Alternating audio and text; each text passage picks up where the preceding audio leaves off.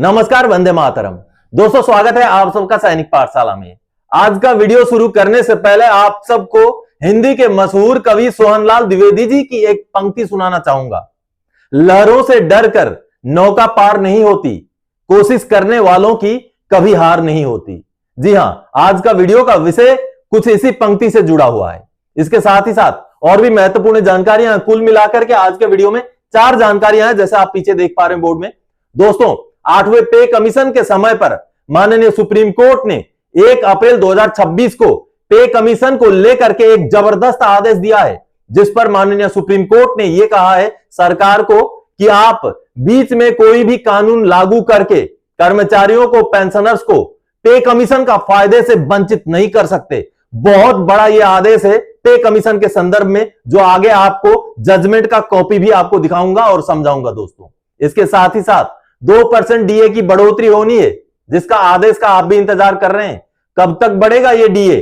कब हमारा डीए 58% से बढ़कर 60% हो जाएगा, और कब इसका एरियर का भुगतान होगा, और कब से हमें बढ़ा हुआ पेंशन मिलेगा, इसका भी इंतजार आप कर रहे हैं। इसके बारे में भी आगे बात करेंगे। इसके साथ ही साथ दोस्तों, अब 2006 से पहले के रिटायरीज को एमएससीपी दिलाना, एसीपी दिलाना, इसको लेकर के कोशिश हमें करनी पड़ेगी। जी हां, 8वें पे कमीशन में ही इसकी कोशिश करनी पड़ेगी। इसको लेकर भी आगे चर्चा करेंगे दोस्तों। तो चलिए, आज के इस वीडियो में ऐसे ही 4 विषय हैं जिनको लेकर के आगे बढ़ेंगे। आगे बढ़ने से पहले हमेशा की तरह, अगर सैनिक पाठशाला चैनल का वीडियो आप पहली बार देख रहे हैं या अभी तक चैनल को सब्सक्राइब नहीं किया है, तो चैनल के साथ जुड़े रहने के लिए, इसका हिस्सा बने रहने के लिए और आपसे जुड़ी हुई ऑथेंटिक भरोसेमंद जानकारियां पाते रहने के लिए चैनल को जरूर सब्सक्राइब करें। और साथ ही वीडियोज अच्छे लगते हैं तो दोस्तों के साथ शेयर करें और वीडियोज को लाइक करें और हाइप करना भी ना भूलें। दोस्तों, अगर आप वीडियोज को हाइप करेंगे तो यूट्यूब वीडियो को दूसरे व्यूअर्स तक पहुंचाने में मदद करता है। चलिए अब आगे बढ़ते दोस्तों। सबसे पहली जानकारी, माननीय एएफटी ने फैसला सुनाया, एजीआई का पैसा पेंशनर को देरी से दिया गया तो अब 8% ब्याज का होगा भुगतान। ब्याज का अमाउंट ₹5,40,000 करना पड़ेगा भुगतान। जी हां दोस्तों, इसी मुद्दे को लेकर के मैंने आपसे कहा था कि लहरों से डर करके नौका पार नहीं होती, कोशिश करने वालों की कभी हार नहीं होती। एक ऐसा जजमेंट माननीय एएफटी ने दिया है दोस्तों, जिस पर एजीआई का पैसा देरी से भुगतान की वजह से अब माननीय कोर्ट ने आदेश दे दिया है कि पेंशनर को जो भी भुगतान किया गया एजीआई का पैसा देरी से, उस देरी के दौरान का ब्याज का भुगतान करना पड़ेगा। साफ साफ जो ब्याज लगभग 5,40,000 के आसपास या इससे भी ज्यादा बनने जा रहा है दोस्तों, जो कि एक बड़ी बात है। और पेंशनर्स जब कोशिश करते हैं तो पेंशनर्स को इस तरीके से जीत मिलती है। जी हां, चलिए माननीय कोर्ट का जो जजमेंट का कॉपी आया है वो आपको दिखाना चाहूंगा। दोस्तों, ये सामने माननीय एएफटी लखनऊ बेंच का एक आदेश देख पा रहे हैं। 25 मार्च 2026 का यह आदेश है, जो कि अहम आदेश है और बहुत सारे पेंशनर्स को मोटिवेट करने वाला आदेश है। जी हां दोस्तों, और यह आदेश आया है, श्रीमती कविता मिश्रा जी का एक केस था जो भारत सरकार के खिलाफ था, और उस केस में माननीय कोर्ट ने फैसला जो सुनाया है, जो कहीं ना कहीं बहुत सारे पेंशनर्स को मोटिवेट करेगा। देखिए, PCDA, chief of army staff, Bharat सरकार, एडजुटेंट जनरल ब्रांच के खिलाफ यह केस लड़ा गया था, जिस केस का ब्यौरा इस तरीके से था कि एक कर्मचारी जो फौजी थे वो छुट्टी आते हैं, छुट्टी से वापस होने के दौरान जब वो अपने ड्यूटी स्टेशन पहुंचने वाले होते हैं, रेलवे स्टेशन तक पहुंचते हैं, एनआरएस तक पहुंचते हैं, नियरेस्ट रेलवे स्टेशन उनके ड्यूटी स्टेशन के, तो वहां पर रेलवे स्टेशन के अंदर ही उनका जो है कत्ल कर दिया जाता है। तो ऐसे में उस समय में जो भी डॉक्यूमेंटेशन थे वो हो जाते हैं, डॉक्यूमेंटेशन हो जाते हैं, जो भी फाइनेंशियल बेनिफिट फैमिली पेंशनर को दिया जाना था वो सारी चीजें दी जाती हैं, साथ ही साथ उनका फैमिली पेंशन भी शुरू कर दिया जाता है। लेकिन एजीआई का जो मैच्योरिटी बेनिफिट या एजीआई का जो भी एक्सीडेंटल डेथ की वजह से जो बेनिफिट उनको मिलना चाहिए था वो उस समय में नहीं दिया जाता, क्योंकि एक तो उनके घर वालों के साथ एक डिस्प्यूट भी होता था कि एजीआई का पैसा किसको मिले, वाइफ को मिले, माताजी को मिले, तो वो एक डिस्प्यूट था। उसके बावजूद उस डेथ को एक्सीडेंटल डेथ माना जाए या नॉर्मल डेथ माना जाए, उसको लेकर भी कुछ असमंजस थी, जिस वजह से उनको 2007 में जब उनकी मृत्यु हो गई 2007 में यह पैसा नहीं मिल पाया था, एजीआई का पैसा नहीं मिल पाया था। बाद में जब केस डिस्पोज ऑफ हो जाता है तब जाकर के उनको एजीआई का पैसा जाकर के 2016 में दिया जाता है 7,50,000 रुपए। आप देखिए, ultimately the applicant was paid the AGI amount to the tune of ₹7,50,000 rupees on 26 May 2016। अब ये डिले लगभग 9 साल का हो गया। अब क्योंकि उनकी मृत्यु, उनके हस्बैंड की मृत्यु हुई थी 2007 में, एक्सीडेंटल मृत्यु थी, उन पर हमला हुआ था, उनकी मृत्यु हुई थी, तो ऐसे केस में उनको जो बेनिफिट मिलना था उस समय में ना दे करके बाद में केस चला, लड़ाई हुई, उसके बाद जब जीत गए तब जाकर के 2016 में 7,50,000 रुपए का एजीआई का बेनिफिट का भुगतान उनको कर दिया जाता है। अब 2007 से लेके 2016 तक लगभग 9 साल का समय बीत जाने के बाद अब माननीय एएफटी लखनऊ ने एक ऐसा फैसला सुना दिया है जिस पर माननीय एएफटी के पास पेंशनर, फैमिली पेंशनर चली गई थी न्याय की गुहार लेकर के, और इस केस पर सुनवाई करते हुए माननीय कोर्ट ने जो फैमिली पेंशनर हैं उनकी दलीलों को सही पाया और सही पाते हुए यह जबरदस्त फैसला उनके फेवर में सुना दिया, जिस पर डिले भुगतान के लिए ब्याज के लिए आदेश दे दिया गया है। अब यहां पर देखिए 9 नंबर पैराग्राफ में आप देखेंगे, इन view of the above the original application is allowed, order dated 11/11/2016 is quest, respondents are directed to pay interest on the delayed payment of AGI amount to the applicant at the rate 8% per annum for the period from 14 July 2007 to 26 May 2016। आप देखिए ये लगभग 9 साल का period बन रहा है और 8% का ब्याज। अगर आप नॉर्मल ब्याज भी इसको जोड़ेंगे, बिल्कुल नॉर्मल, इसमें कोई भी कंपाउंड इंटरेस्ट ना भी जोड़ें, तो इनका जो ब्याज का अमाउंट बन रहा है 7.5 लाख रुपए पर सालाना 60,000 रुपए बन रहा है 8% के हिसाब से, और 9 साल का आप निकालेंगे तो 5,40,000 तो सीधे सीधे बन रहा है। तो आप देखिए कहीं ना कहीं कोशिश की वजह से इन पेंशनर को जीत मिली है, और इस बात से, इस फैसले से यही प्रूफ होता है कि कोशिश करने वालों की हार नहीं होती है।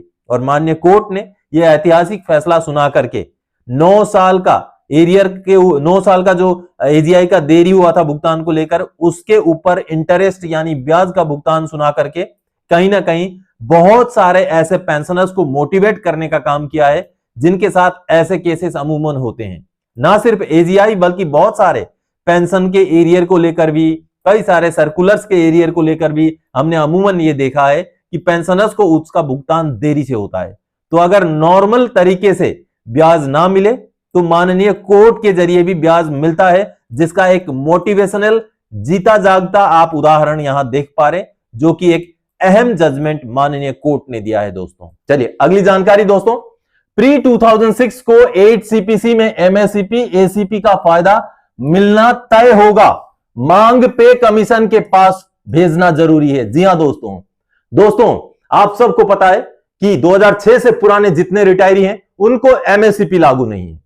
कुछ पेंशनर को एसीपी लागू है, लेकिन वो 7 अगस्त 2003 से 31 दिसंबर 2005 के बीच के रिटायरीज को ही एसीपी लागू है। यानी कि 7 अगस्त 2003 से पहले के रिटायरीज को ना एसीपी लागू है ना एमएससीपी लागू है।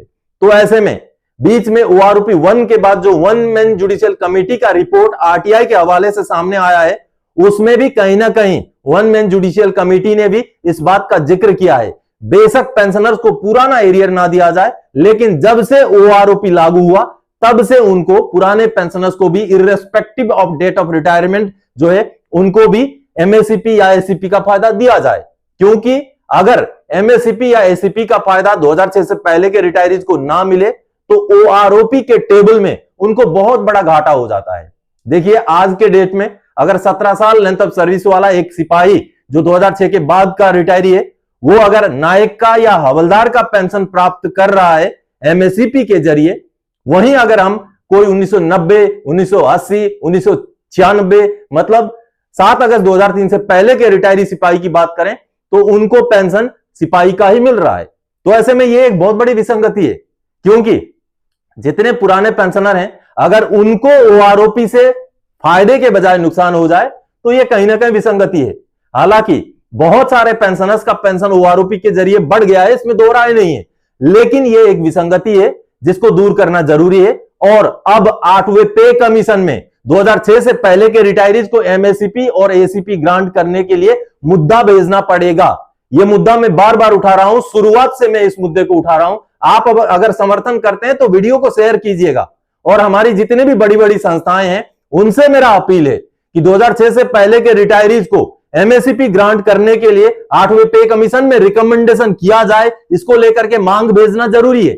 जब तक हम मांग 8वें पे कमीशन के सामने नहीं रखेंगे तब तक ऐसे मुद्दे कंसिडर नहीं होंगे। तो ऐसे में पुराने पेंशनर्स को अगर हम न्याय दिलाना है, पुराने पेंशनर्स को अगर हमें 8वें पे कमीशन में या आने वाले ओआरओपी 4, 5, 6 जो भी ओआरओपी आएंगे उनमें अगर उनको फायदा दिलाना है, उनको न्याय दिलाना है, तो उनको 8वां पे कमीशन के अंदर एमएससीपी ग्रांट करने का प्रावधान लागू कराना पड़ेगा। तो इसलिए सभी से गुजारिश है मेरी कि इस मुद्दे को 8वें पे कमीशन के पास जरूर भेजा जाए, ताकि 8वां पे कमीशन में यह मुद्दा कंसीडर हो और रिकमेंडेशन हो, ताकि पुराने पेंशनर्स को भी फायदा मिले। आप अगर सहमति रखते हैं दोस्तों तो जरूर वीडियो में कमेंट कीजिए और वीडियो को शेयर कीजिए, क्योंकि दोस्तों देखिए, ये अगर फैसला हो जाए तो अभी जो पेंशनर हैं उनका कोई घाटा नहीं होगा, उनको कोई घाटा नहीं होगा, उनको जो मिल रहा है वो मिलता रहेगा, लेकिन कम से कम पुराने पेंशनर्स को फायदा हो जाएगा। इसलिए कोई इस मुद्दे को निगेटिव तरीके से ना सोचे और इसको पॉजिटिव तरीके से लेते हुए ऐसे मुद्दों को, ऐसे पॉइंट्स को 8वें पे कमीशन के सामने रखा जाना जरूरी है। वीडियो को शेयर कीजिएगा, यह मुद्दा अहम है। चलिए अब अगली जानकारी दोस्तों, सुप्रीम कोर्ट का जबरदस्त आदेश, नए कानून बना के पे कमीशन के फायदे से वंचित नहीं किया जा सकता है कर्मचारियों को। जी हां, इसको लेकर सबसे पहले तो एक न्यूज रिपोर्ट आपको दिखाना चाहूंगा, उसके आगे फिर माननीय सुप्रीम कोर्ट का जो ऑर्डर है, जो जजमेंट है, वो भी आपको दिखाऊंगा। चलिए पहले न्यूज रिपोर्ट देख लेते हैं। अब दोस्तों ये रिपोर्ट आप देख पा रहे हैं, लाइव लॉ की रिपोर्ट है, और इस रिपोर्ट में अगर आप देखेंगे तो यहां साफ साफ लिखा हुआ है कि माननीय सुप्रीम कोर्ट ने क्या कहा है। देखिए, माननीय सुप्रीम कोर्ट ने कहा है, पे commission benefit can't be denied by creating additional conditions. Supreme court यानी कि एडिशनल कंडीशन लगा करके, नए प्रावधान बना करके आप पे कमीशन के फायदे को डिनाई नहीं कर सकते, मना नहीं कर सकते। यह माननीय सुप्रीम कोर्ट ने अपने जजमेंट में कहा है, 1 अप्रैल 2026 की बात है। और आगे माननीय सुप्रीम कोर्ट ने क्या कहा, ये देखिए, ये जज साहब थे जस्टिस पंकज मित्तल और जस्टिस SBN भट्टी, जिन्होंने ये जजमेंट दिया है। आप देख पा रहे, जज साहब को भी देख पा रहे हैं। अब यहां पर माननीय कोर्ट ने क्या कहा है, the Supreme Court on April 1 observed that the central pay commission's recommendation can not be loosely constituted to deny a benefit to an employee by creating an additional condition to deny the benefit of the pay commission. A bench of Justice Pankaj Mittal and Justice SBN Bhatti heard the matter concerning the respondents who had initially joined the Border Roads Organization।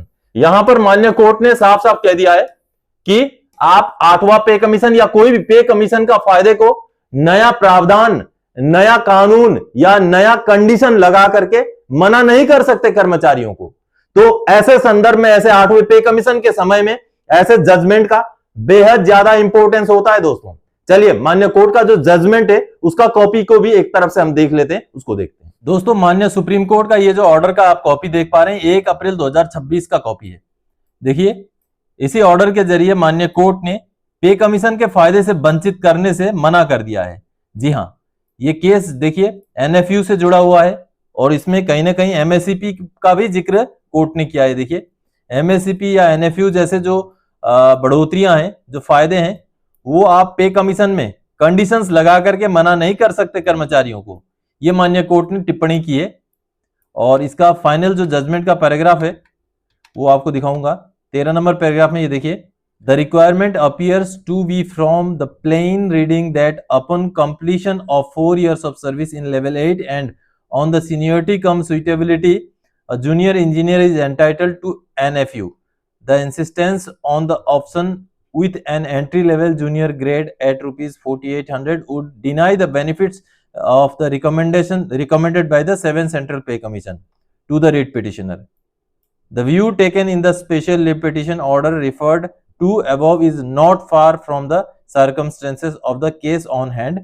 The denial is not for valid reason. Therefore, we see no reason to interfere with the order under appeal. The civil appeal stands dismiss. यानी कि सरकार की appeal थी जिसको माननीय court ने खारिज कर दिया। ये देखिए, यहां पर भारत सरकार इसमें अपीलेंट था, जिसकी अपील को खारिज करते हुए पे कमीशन के फायदे को कोई कंडीशन लगा करके आप मना नहीं कर सकते, ऐसा जजमेंट माननीय कोर्ट ने सुनाया। तो ऐसे में दोस्तों, जब 8वां पे कमीशन का दौर चल रहा है, ये जो जजमेंट आया है ये बेहद अहम जजमेंट है, क्योंकि ये जजमेंट बोलता है कि कोई भी एडिशनल कंडीशन लगा करके आप किसी को पे कमीशन के फायदे से वंचित नहीं कर सकते, जो कहीं ना कहीं 8वें पे कमीशन में भी उस असमंजस को दूर करने का काम करेगा, जिसके जरिए पेंशनर्स भी आशंकित हैं और कुछ कर्मचारी भी आशंकित हैं कि हो सकता है उनको पे कमीशन का फायदा ना मिले। तो सुप्रीम कोर्ट के ये जो पीछे वाले जजमेंट हैं वो आने वाले समय में कहीं ना कहीं एक महत्वपूर्ण रोल अदा कर सकती हैं।